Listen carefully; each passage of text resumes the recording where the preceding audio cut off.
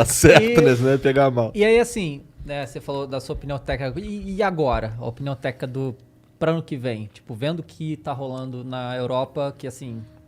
Eu como torcedor, eu acho que a nossa chance é muito pequena. O que você tem achado da seleção brasileira? Cara, eu acho que assim, nós temos um adversário aqui na América do Sul, que é a Argentina. Não dá pra comparar a intensidade com o que se joga na América do Sul com o que se joga na Europa. Na hora que eu fiz isso, a minha quinta-feira, eu assisti França e Bélgica, às 4 da tarde. Aí eu assisti São Paulo e Santos às 7 da noite. E fiz Brasil e... Caramba, me deu branco. Brasil e Venezuela. Não, antes... Brasil e Venezuela. Brasil e Venezuela às 9 da noite. A intensidade é muito diferente. A qualidade do jogo é muito diferente. Agora, a gente tem que considerar algumas coisas. Seja qual for, 2 seleções europeias, você joga e deixa jogar. A qualidade do gramado é muito melhor do que a gente tem aqui. A qualidade individual também é muito melhor do que a gente tem aqui. Eu acho mesmo que o Brasil não é o principal favorito para ganhar a próxima Copa do Mundo, mas a gente está no bolo. Eu acho que a gente pega França... Eu vou te falar quem eu acho que são as seleções mais fortes. França, Itália e Inglaterra. Eu acho essas 3 seleções fortíssimas.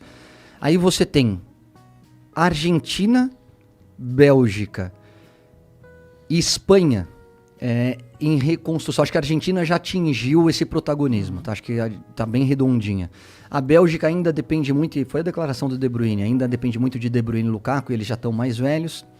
E a Espanha vem com uma geração talentosa, talentosíssima, que esses moleques vão dar trabalho. Aí é do jogo, ver como é que encaixa, aí você tem que acompanhar um pouquinho do campeonato, né? Mas eu acho que hoje, e é uma discussão que eu tenho muito no Bem Amigos, e o pessoal não concorda comigo, hoje o Brasil joga contra qualquer seleção do mundo em condições de ganhar ou perder de qualquer seleção do mundo. Eu não acho que a gente seja favorito contra a Inglaterra, a França e a Itália, mas a gente joga de igual para igual com eles. E aí é o jogo. O que eu falo do jogo? Pega a Bélgica, que foi uma das grandes seleções da última Copa do Mundo. Cara, o primeiro tempo foi horroroso, eles meteram 2-0. O segundo tempo a gente amassou eles e podia ter acabado 2-2. Então, assim, a gente tem que encaixar o jogo perfeito? Tem, mas dá pra ganhar dos caras. E a gente depende do lado coletivo. E aí, analisando um pouquinho a seleção, acho que o Brasil abriu o leque, que era uma crítica que eu sempre fiz ao Tite. Foi, Tite, não fica refém de um sistema, não fica refém de um grupo de jogadores. Abre. Pô, olha a seleção olímpica, eu fiz a Olimpíada, a medalha de ouro. Eu falei, olha pro Arana, olha pro Matheus Cunha, olha pro Antony, olha pro Claudinho. Tem uns moleques muito bons aqui que vão te dar uma resposta na seleção de cima. Olha esse Rafinha, o que jogou nesses 3 jogos, gente. Jogou pra caramba. Quem tá acompanhando o Rafinha? Cara, a gente que é do futebol, tá. A gente sabe que ele é do Leeds, que já teve proposta pra sair do Leeds, e que o Leeds tá batendo o pé na multa e fala assim, United, Paris Saint-Germain, City, você quer Real Madrid, Barcelona? Paga a multa, senão você não vai tirar o moleque daqui, não. E tem que ser assim. Esse moleque vai chegar em time de ponta, porque ele joga muito, ele é abusado, ele vai pra dentro. O Antony tá jogando fora de posição. Ele joga na função do Rafinha, mas é talentoso pra caramba. Então tem um momento que você tem que parar de trabalhar só taticamente, que é o grande diferencial do Renato Gaúcho. O Renato Gaúcho não é melhor do que o Tite na parte tática, não é melhor nem que o Rogério Ceni na parte tática. Só que ele ganha os caras. O clima é leve e ele faz o seguinte, sem a bola, marca. Você, cada um num lugar, com a bola, se diverte. Isso não significa que não seja um time bem treinado, isso não significa... Mas assim, você vê o Gabigol, que é o 9, vindo buscar a bola no meio e o Arrascaeta infiltrando. Você vê o Bruno Henrique, que joga aberto, fazendo gol de centroavante. Na seleção é mais feijão com arroz, é o centroavante fazendo gol de centroavante, o cara da direita jogando na direita, o cara da esquerda... É o que a gente fala do jogo posicional e do jogo intuitivo. O Brasil tem que ser um pouquinho mais irresponsável com a bola. O Júnior fala, ele gosta dessa anarquia, dessa bagunça. Eu também. Eu acho que tem que ter um pouco mais de Flamengo no jogo do Brasil. O Tite tá tentando soltar. Ainda não conseguiu, mas tá tentando. Se você pensar que tem 1 ano ainda pra Copa do Mundo, na hora que você olha Antony, que você olha Matheus Cunha, que você olha Arana, que você olha Rafinha, você fala, opa, talvez a gente tenha daqui a 1 ano uma seleção mais forte do que a gente tem hoje em dia. Eu acho que o que frustra a gente, né, porque assim, a maioria, isso que é um negócio que a seleção brasileira perdeu muito o interesse das pessoas, né? A maioria nem tá vendo esses jogos aí, porque as eliminatórias são infinitas, o Brasil já tá classificado e tal, mas eu tenho visto tudo, né? E o que frustra é que esse negócio que você falou da sua história da Olimpíada e tal.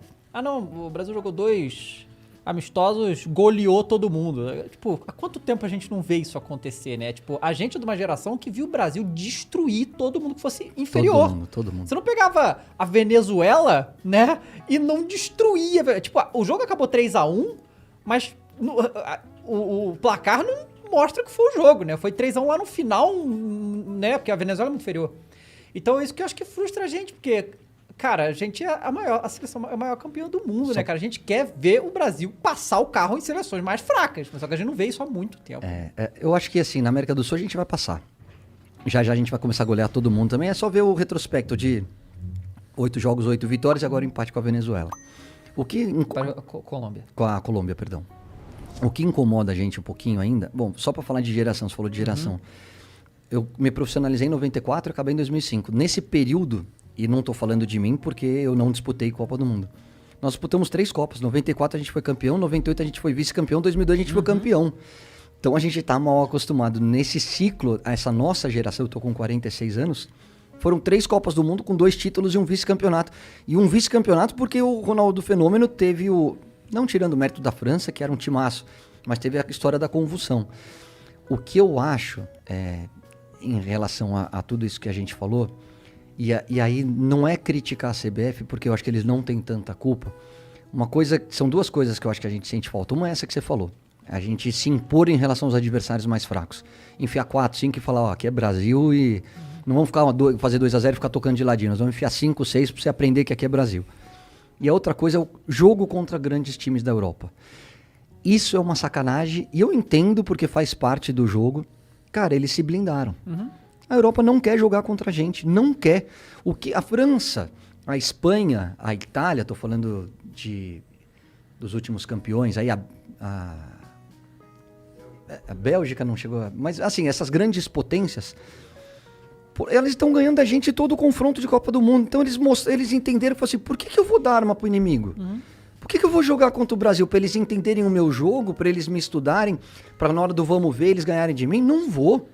Então eles estão negando. E eu falo muito com o Juninho, falo muito com o pessoal da CBF, o Caio. Eu tento toda a janela. Eles não querem. Agora eles inventaram essa Nations League. O que é a Nations League? É mais um campeonato para ganhar dinheiro. Não vamos ser hipócritas aqui, eles querem ganhar dinheiro e se enfrentar entre eles. Ou você acha que é mais legal fazer um jogo França e Espanha na final da Nations League ou fazer França e Andorra? Para eles é legal também. Então eles se blindaram de um jeito que eles continuam evoluindo, porque se você pegar a média, eu volto a dizer, tem Brasil e Argentina aqui na América do Sul. O Uruguai é a terceira potência, mas eu acho que muito distante. Mas Brasil e Argentina é pau a pau contra qualquer seleção da Europa. E na Europa tem 12. Você tem Inglaterra, Itália, Espanha, França, Bélgica, me ajuda aí, galera. Holanda, Portugal, Alemanha, esqueci da Holanda. Só aí são 8. Então você tá jogando o tempo todo em alta intensidade contra os melhores. A gente só tem a Argentina para jogar. Então quando você joga com os melhores, você evolui. Quando você joga com adversários mais fracos, ele não te tira da zona de conforto. Não te tira da zona de conforto, não exige o seu melhor, entendeu? Por quê? Porque as coisas fluem muito naturalmente. É a história dos caras que vêm da China. O cara que vem da China vai precisar de 1, 2 meses aí para entrar em um nível de competição legal e vai ter algumas lesões musculares pelo caminho. Por quê? Porque lá é muito diferente o nível do futebol do que se joga aqui no Brasil. E na Europa é muito diferente o nível do futebol com que se joga aqui no Brasil.